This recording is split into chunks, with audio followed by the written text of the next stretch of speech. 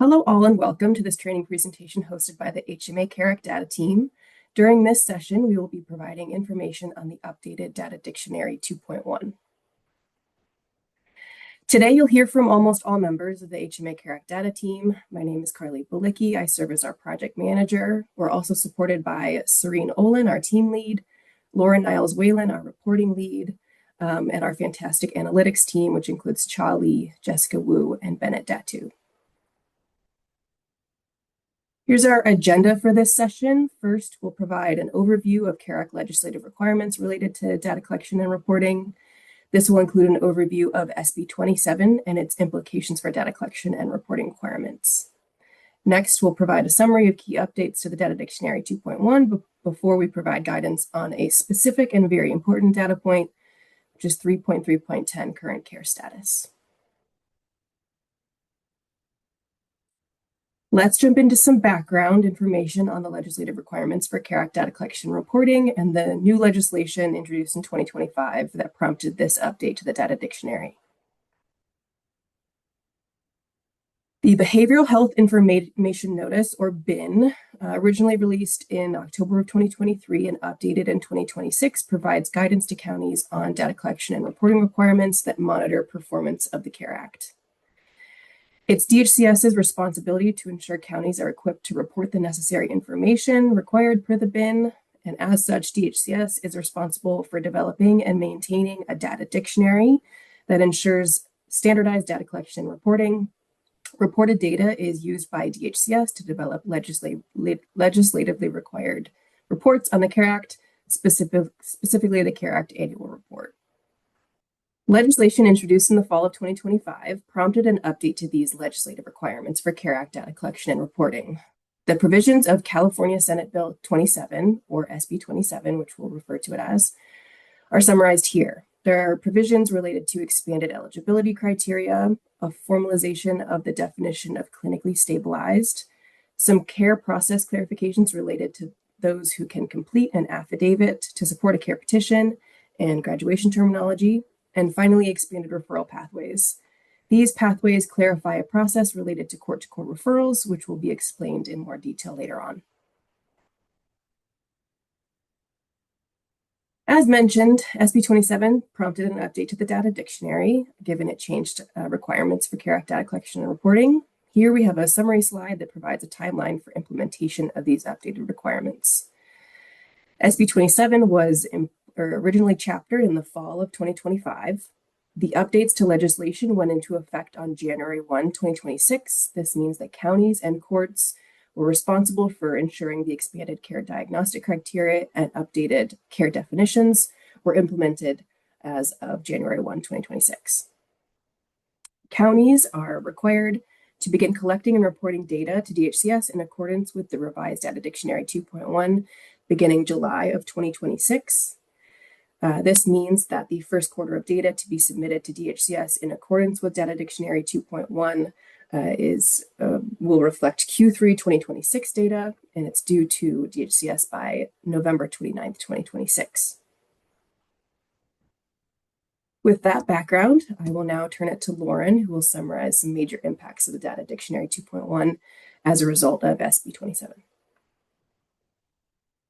Thanks, Carly. So as Carly mentioned, next we'll discuss updates to the CARE Act Data Dictionary 2.1. Here you can see the 6 sections of the Data Dictionary 2.1. As you can see here in the orange, there were no substantive changes to Section 1 or Section 4 of this Data Dictionary. Changes were primarily to Section 2, Section 3, and Section 5, seen here in navy. And we'll walk through in detail for the rest of the presentation today what those changes were. There was also an addition made to the appendices of the Data Dictionary with a new appendix added that logs the changes to data elements over time. At this time, we encourage those that are watching this training to open up their copy of Data Dictionary 2.1 if you haven't already. As we go through the presentation, we'll be sure to highlight where specifically in the Data Dictionary we are, including the data point numbers. A little tip is if you use the navigation panel within the Data Dictionary, you will be able to kind of easily navigate to the specific data elements that we're talking about. SB 27 as Carly just mentioned, enhanced the CARE Act in a few key areas.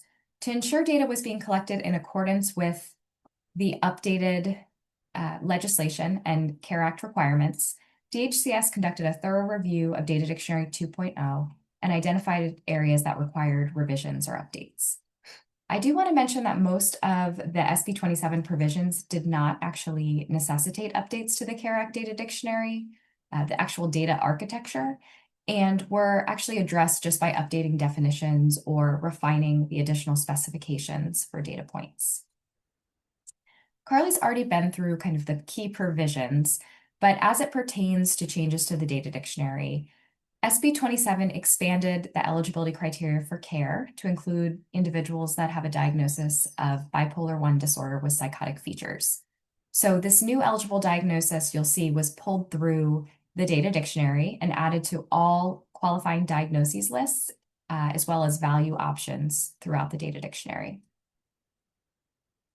In terms of the revision of definitions and care processes, this would include things like the definition of clinically stabilized being updated, or care processes, including things like which type of professionals could complete affidavits in support of care petitions, or clarity on the care graduation process itself.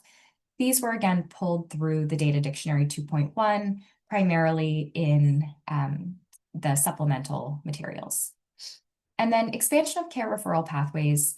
This included providing clarity on processes for court-to-court referrals that become care petitions without requiring a separate petition be filed, and requiring judges to consider care as an option for misdemeanor defendants with serious mental illness. And so you'll see that reflected in some new value options and data points that we'll talk about. The second source of input was feedback received from counties and state stakeholders over the course of CARE Act implementation thus far. In the coming slides, we'll discuss the more substantive changes made to the data dictionary with a focus on new data points and data points that have had new value options added between Data Dictionary 2.0 and 2.1. So let's begin with a review of the Data Dictionary 2.1 updates related to expanded care eligibility. As we just mentioned, SB 27 expanded the list of care-eligible diagnoses to include bipolar 1 disorder with psychotic features. To ensure data is collected on which specific diagnostic criteria a participant or referred individual met, 2 new data points were added to Data Dictionary 2.1, which are 3.4.15, which is going to capture information on eligible diagnoses for a petitioned individual or care participant, and 5.2.7, which captures eligible diagnoses for system-referred individuals. So as you can see here on the slide, for both new data points, the value options that may be selected include schizophrenia spectrum or other psychotic disorder, bipolar 1 disorder with psychotic features, not yet determined, none, or other. Counties should use the not yet determined option in instances where your investigation has not yet confirmed a diagnosis, and then should go ahead and submit updated information on this data point when that information does become available. So now we'll talk a little bit about revisions to Data Dictionary 2.1 related to the expanded care referral pathways. So as we touched on a moment ago, again, SB 27 did provide some clarity on processes related to court-to-court referral pathways. On this slide, you can see statutory system referral pathways, so the pathways that a care referral can take through the courts. Option 1, which you see outlined in green, is where the care court receives a referral from an appropriate referring court and accepts it as a petition. From a county data reporting perspective, these individuals will flow to counties as care petitions and will be reported on as care participants under Section 3 petitioned individuals. And then option 2, which you can see outlined here in yellow, is when the care court receives a referral from an appropriate referring court and does not deem it to be a petition, but orders the appropriate petitioner to conduct an investigation to determine the eligibility of that referred individual.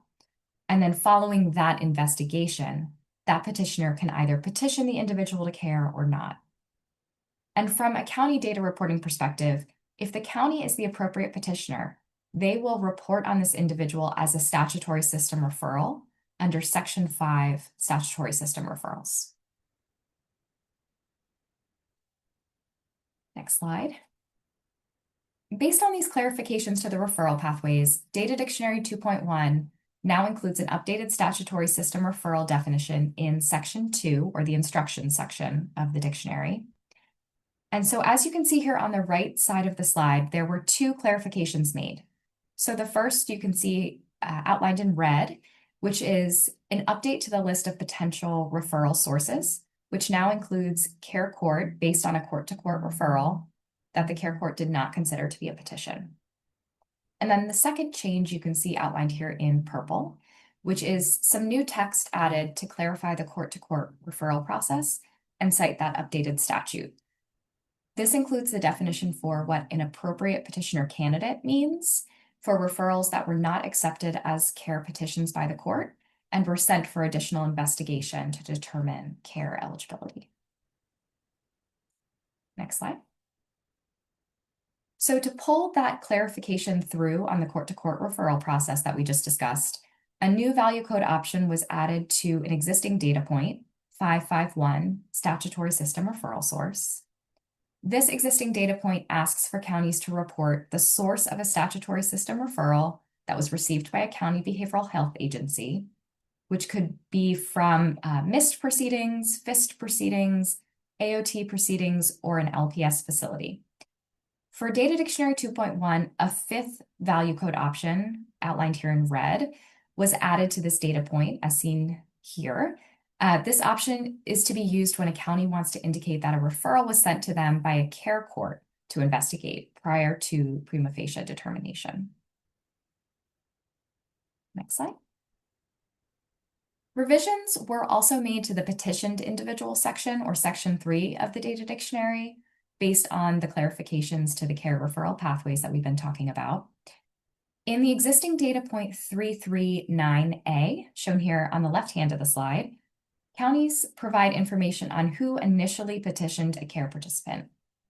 For Data Dictionary 2.1, a new value option, or option 16, seen here outlined in red, was added to capture that the petition was the result of a court-to-court referral that had been accepted by care court as a care petition. And if a county selects this option 16, it's going to trigger a new data point in the Data Dictionary, 339B, which is outlined here on the next slide. Wouldn't mind going to the next slide. Thanks. This new data point, 339B, captures further information on which court initiated that court-to-court referral that was accepted as a petition by the care court. The options that a county can select from for this data point are MIST, FIST, AOT court, or LPS court. And again, this data will only be collected if a county identifies that a care participant was petitioned to care as a result of a court-to-court referral that had been accepted as a petition. Okay, so let's talk next about some additional updates that were made to Data Dictionary 2.1 based on feedback from stakeholders during implementation thus far. So importantly, for Data Dictionary 2.1, there was a modification made to the definition of elective clients, and this was based on feedback received during implementation. The definition, as you can see here on the screen, now clarifies that these are dismissed participants who are receiving services through their county, but outside of court jurisdiction. Additionally, because of that changed definition, we wanted to add additional specificity and clarification that these elective clients can be receiving services through AOT or LPS and still be elective clients. On the next slide, I want to talk a little bit about the living situation data points. So currently, counties report data on the living situation of both care participants and system-referred individuals during each reporting month. And there are two data points to capture this information in the current Data Dictionary, or Data Dictionary 2.0, and those are 3.6.1a for petitioned individuals and 5.4.1 for system-referred individuals, as you can see here on the right. The options a county can select for an individual include that they are unhoused, institutional, temporary, or permanently housed. And each of these living situations are defined clearly in accordance with the most current U.S. Department of Housing and Urban Development definitions, which are included for reference in the Data Dictionary appendix. The institutional living situation option contains a variety of settings, including jail or prison, hospitals, non-residential, non-psychiatric medical facilities, long-term care facilities, psychiatric hospitals. It's kind of a wide variety of settings. Feedback from implementation so far suggests that the data on this really broad value option was difficult to interpret without more detail. So next slide, please. To parse out the type of institutional placement an individual is residing in Data Dictionary 2.1, there are now two new data points. These two new data points are triggered if a county indicates that a participant or a referred individual is in an institutional placement, again, on that data point 3.6.1a or 5.4.1. So these new data points, which are triggered just for those that have an institutional placement on those two existing data points, the data points are 3.6.1b and 5.4.2, and they collect information on which specific type of institutional setting the individual is residing in. And as you can see here on the left side of the slide, counties can select from a more detailed list of the 6 different placements that make up that definition. We really think that collecting this additional information will allow for a more nuanced understanding of where individuals are placed. And the last thing I have to share is Data Dictionary 2.1, like Data Dictionary 2.0, does include several appendices to support accurate data collection and reporting. New to Data Dictionary 2.1, though, is an Appendix C, which is detailed documentation of the history of changes made to specific data elements. So please take a look at that if you have any questions about what has changed over time in the iterations of the Data Dictionary. So at this point, I'll hand it over to my colleague, Jessica Wu, and she'll discuss some reminders about how to report the CARE status data. Thanks, Lauren. Next we're going to review some requirements related to the current CARE status data point. These aren't new changes in the latest data dictionary, but because it's a very important data point, we just wanted to go over them again here. So 3.3.10 current CARE status is under the basic client information section of the data dictionary. It's an important data point because what you pick for it determines which additional data points are required for reporting. In other words, you can think of this data point as a driver data point, as it helps guide collection of other required data points. It also needs to be reported for every month and also every record to track how an individual's CARE status changes over time. What you see here is an abbreviated version of the flow chart.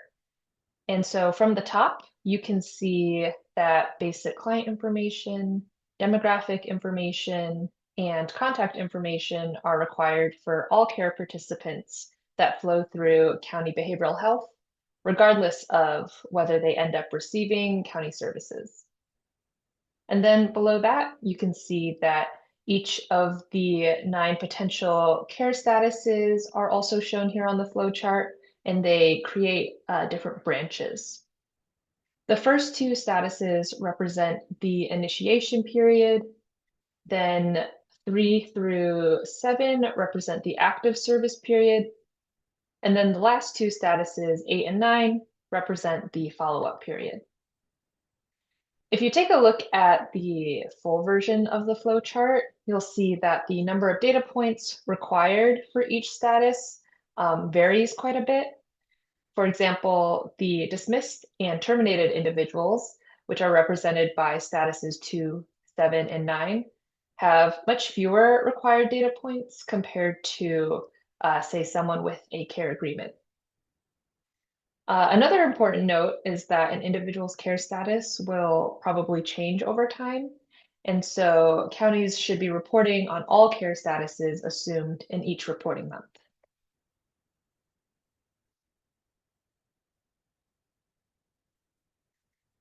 One important requirement involving care status is that all care participants must have at least one record under 3.3.10 current care status 1, which is pending petition disposition, before moving on to any other status. And this is because status 1 triggers the reporting for baseline data that should be reported for all petitioned individuals. Next, I'll pass it on to Cha.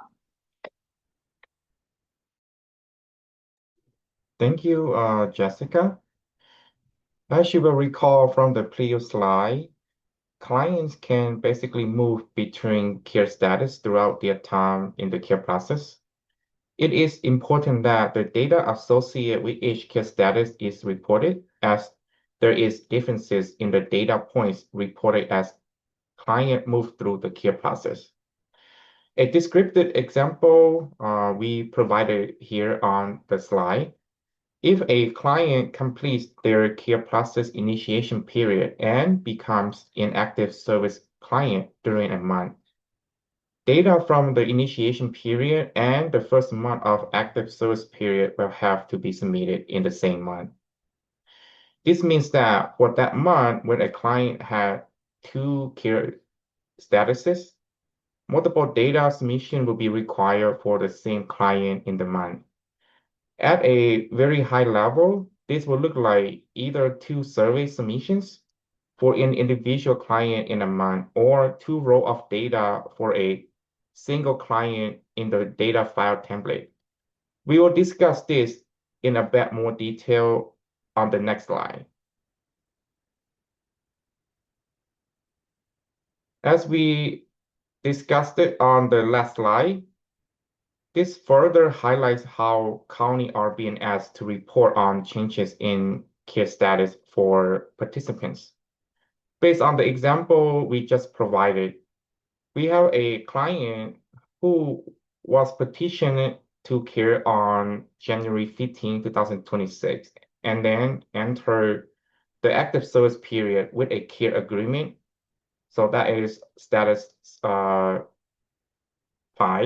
on February 7. County will report the change in care status as follows. So this is how county will report. On the January reporting month, right? So that is the January reporting month. So how do county do that? County will submit a single record under the pending petition disposition care status. This will represent data from January 15 through January 31st, 2026, right? And then on the February reporting month, this is where the change in care status happened, right? So first, county will submit a single record under the pending petition disposition care status that will represent data from February 1st through February 7th, 2026, right? And then the county will submit a second record, right? And that will be under care agreement care status. And this will represent the active service period data from February 7th through February 28, 2026. Next, Colin. Finally, we want to also remind counties on the standing guidance on how to report dismissals. Each measurement period has a unique dismissal care status code that align where the participant is in the care process, okay? If a county has a client that enter into the initiation period and has been reporting under care status 1, that is the pending disposition, right? If that client is dismissed prior to initial court disposition and there is no county services and support, to exit from the initiation period, county must report 3.3.10 current care status 2, right? To exit from the initiation period. When a care participant enter into the active service period, either under status 3, 4, 5, or 6, right? And has been reporting under these care statuses, okay? If that care participant is terminated from 3 or 4, or that care participant is dismissed from 5 or 6 and then also terminated, right? To exit from the active service period, county must report 3.10 current care status 7, right? So status 7 is where you exit from the active service period. When a care participant finish the active service period and then enter into the follow-up period, right?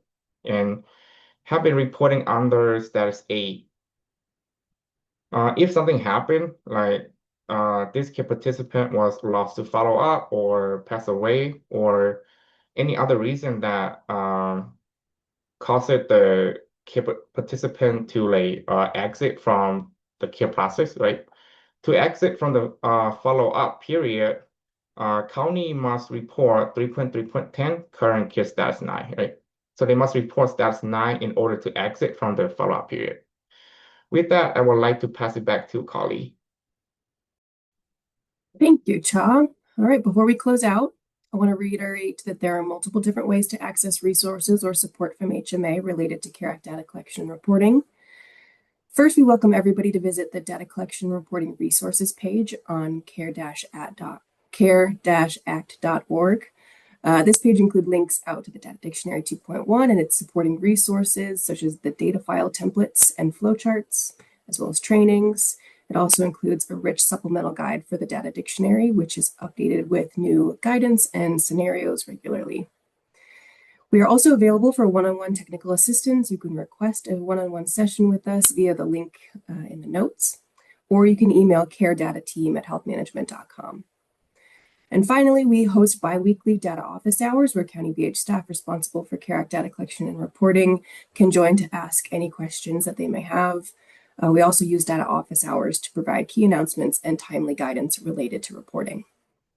Thank you again for joining us, and please reach out if we can be helpful.